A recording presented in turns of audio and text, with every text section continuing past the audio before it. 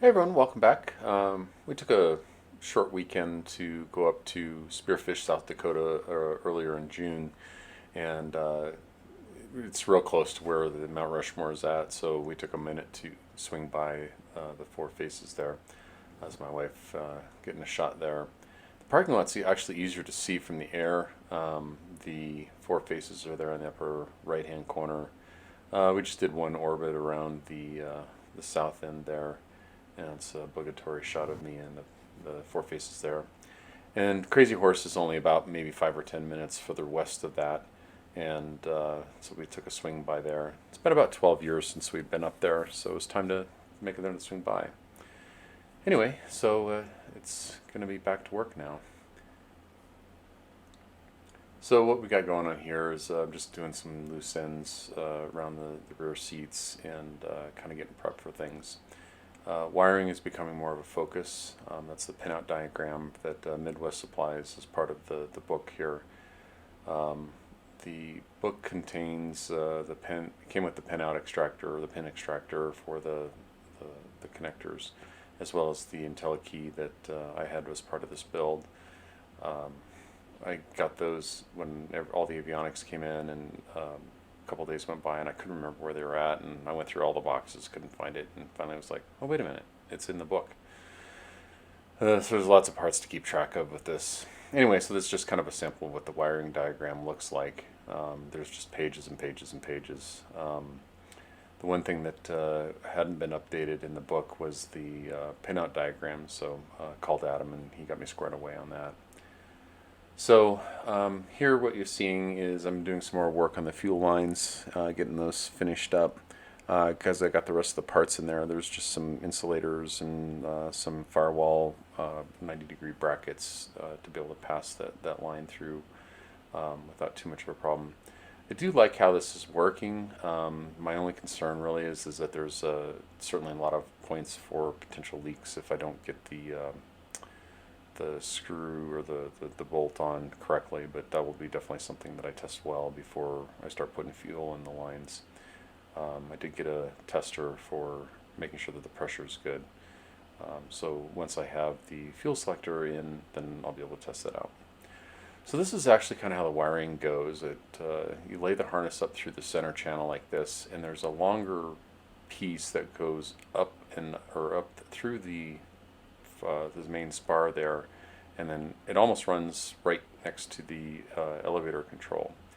There's a number of openings on each side of the aircraft. The little X there indicates where you don't want it to run through because that's where your aileron control tube goes through. But the left and right wing wires do run in the center channel of the wing spar itself. There is enough room for it to fit through there. And then the cool thing is when you get the side skin on the wiring harness connector, actually you have to enlarge the hole slightly so that it fits, but it goes in there pretty nicely. Yeah, you'll see that in a future video because I've just completed that process. To get the rear portion of the wiring harness through, you have to remove the connector to be able to feed it through some of the lightning holes in the ribs there. So that was a little nerve-wracking because it's like, oh, okay, now I've extracted all the pins and now I've got to make sure that I get them all back in the right holes. What I did was as I put each pin in, I would mark off where I inserted it. There's sort of a logical process on how it goes together. The one thing I'm not terribly keen on is the route that it needs to take. I get why it runs that way, but it does run very close to where the elevator servo is at for the autopilot. But I do have that very well secured so it won't interfere with anything, any of the controls around the autopilot. And what I'm doing there is I'm running the wiring through the wing spar itself so that it comes out and is able to feed into the side there. In addition to that, I had to get about a 9-inch wire bundle to be able to extend the wire to the gad in the rear portion of the airplane. Well, actually, this is I'm putting in the aluminum rib nuts for the gad. So if I did have to work on it, then it's just a simple process of, well, simple because you still have to reach your hand up and around, but there's no nuts wire nuts that the guide is being held in there with that would drop out or be difficult to maneuver. It's another suggestion from Midwest, and oddly enough, I did find the aluminum rib nuts in the wiring kit for the airplane. So anyway, my father-in-law, so we got the rear seats mostly done. I didn't deburr the edges of those before we put it together, and so we just grabbed the Dremel with some of the Scotch-Brite wheels on it and had him clean up the edges on that so they're smooth. Didn't take him long. It's a good project for him to do. The other thing is I won't have the interior kit for quite some time, but I was looking at some of the instructions, and I'm not sure that the fabric comes all the way down the back of the seats. So we just took some time, since I do have the primer for our primer paint, and I figured, well, let's get some primer down here on this, and when we get the material, then we'll be able to get a reasonably close paint color. I think that the covers actually go all the way down, but I won't really know until it gets here, or at this point in time we're so close to Oshkosh that I'll be looking at a number of slings and I'll have a much better idea at that point in time. For those of you that have been following, we'd actually accidentally dropped this piece of skin and it caused a little wrinkle in the corner, and I've just been working really hard to try to get that smoothed out. I just about have it, but there's a little bit of dimple that that section would tin can a little bit on it. It didn't matter how you fiddled with it. It's just that the material's been worked on for a while. So I was trying to work that out. This is a close-up of how I managed the route for the fuel line on the servo side. I had to run a little different route. There's definitely enough room in there to get the DB connector removed and installed if I need to. And it doesn't interfere or touch anything, which is actually really nice. So it's pretty much a very strong free run from the firewall on the side to the turn of the center channel. Here I'm removing the wiring so that I can get the I had to do something here. I can't remember quite what it was, but I needed to remove the connector and then just reattach it as part of the process that I was going through. I think it might have been because I needed to remove the connector to get it through the center channel. And you get some of the vulcanized tape and just reseal it back up once you're done. Again, this is where it's, check off a wire or identify the wire with the wire label that's on each wire. Make sure it's in the right hole and then pin it out that way. This isn't the first time I've done something like this, but it's probably been 25 years since I've done it, because I was in college and did some wiring for an electrical firm when I was like 19 or something like that. So it's been a while. But yeah, it's starting to get warm out. You'll see the fan in the background. It just creates a nice breeze in the garage. When you get tired of one section, there's always more things to work on. So I decided to try to figure out how the side panels go together.